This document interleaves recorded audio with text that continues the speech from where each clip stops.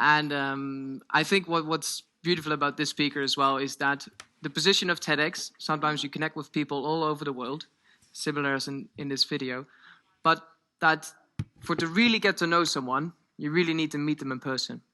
So you can be sending hundreds of emails, which we've probably reached, sending so many emails, but then to finally meet someone, for us it was this Thursday and Friday, to finally get to know all the speakers, has been an absolute pleasure. And with that, I would like to welcome the next speaker to the stage, Chris.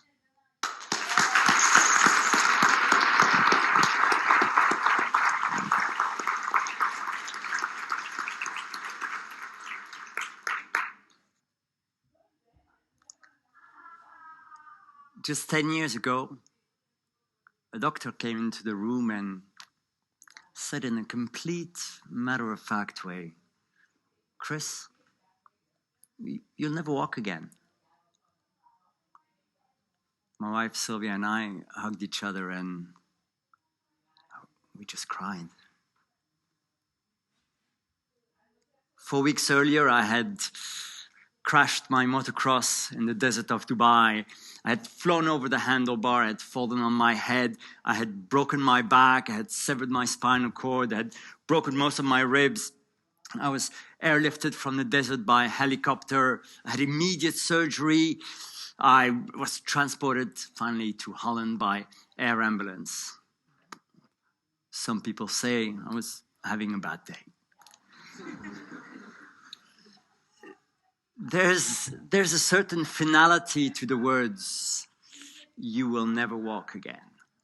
And at first, I'm not sure I understand exactly what it meant for me.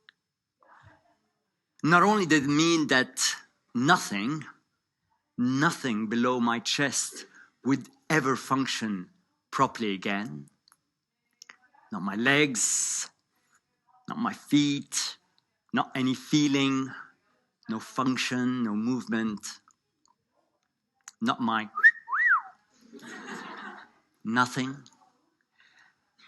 It also meant that I would be fighting infections and complications my whole life. It meant that I would not be able to regulate my body temperature. It meant that I would lose all control of my bladder and my bowels. It meant that I would suffer chronic nerve pain and spasticity. Oh yeah, and it meant as well that I would have a shorter lifespan. I thought to myself, oh, come on. All that and forever? I mean, what, did I win something? It can't be all this and no cure, no therapy, no hope. Surely someone, somewhere, something was trying to find a cure or a workaround. I don't know, a magical pill or a miracle for this. Or well, maybe there's an app for it. Well, let me try. Alexa, make me walk again. Are you serious? Do you honestly think I can make you walk again? Who do you think I am? Come on, Chris. You promised to ask me an easy question. I don't want to talk to you anymore. Don't worry. I think she's just angry because I didn't say please. I actually use Alexa the whole time, and I love it because, it allows me, it's a technology that allows me to switch off the lights or change music without having to get off my lazy bum. It allows me to call someone in case of emergency one of the many times that I find myself on the floor. But it's clear that tonight she's not going to help me walk again. Plenty of people will, and there's just so much research taking place, these things. Take, for example, the people who are trying to repair the spinal cord through stem cell research. It's true that not enough is known about how stem cells work. And it's true that there's a lot of internet noise that creates totally unrealistic expectations. But the theory, although in its infancy, is very promising. Or maybe look at the guys, the teams who are the researchers who are trying to find a way around the injured area. They have proven, they have shown that the spinal cord has the capacity to recover given the right combination of epidural stimulation. So that's like a device that they implant in the back of the patient, and that gives electrical signals to certain parts of the lower spinal cord. So epidural stimulation, an ongoing physiotherapy scheme, as well as the intent to step. So a lot of brain to body connections. And it works. And it works, and it has already allowed some of the individuals who are participating in this research program to stand up, to recover some functions and some feeling, and for some of them, even to independently walk as well. And I mean, seriously, that's amazing, isn't it? Or look at the example of the people who are trying to cure paralysis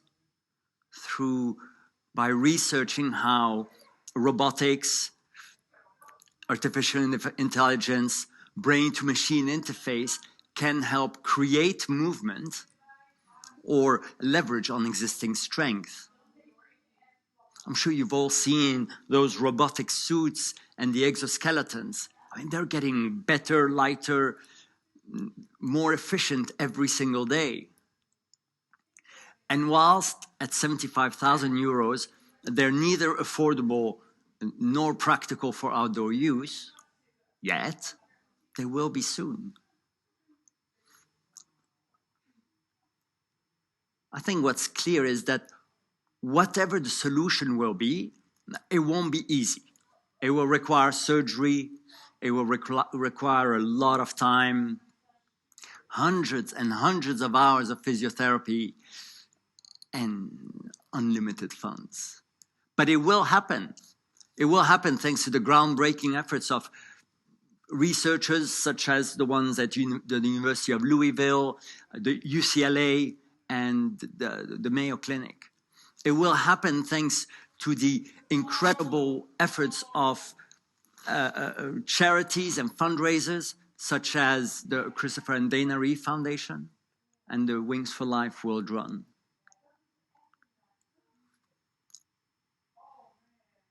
There's never been more hope. It's simple. There's never been more hope for the estimated 60 million people who live with paralysis today. For the 250,000 people plus who every year get a spinal cord injury. There's never been more hope in terms of survival rate, in terms of life expectancy, in terms of independence and quality of life. There's never been more progress in terms of care and the equipment that's available. And we haven't seen as much activities or sport facilities as we've seen today. In reality, it's a fantastic time to be disabled. Today, with everything that's available, with the technology, the tools, I drive a normal car. I hook up my handbike, my e-bike to my wheelchair and go handbike around town. I transfer onto a racing hand cycle and go for long rides across the country. I use a special wheelchair that allows me to kind of stand up straight and talk to people at eye level in the bar. I travel independently.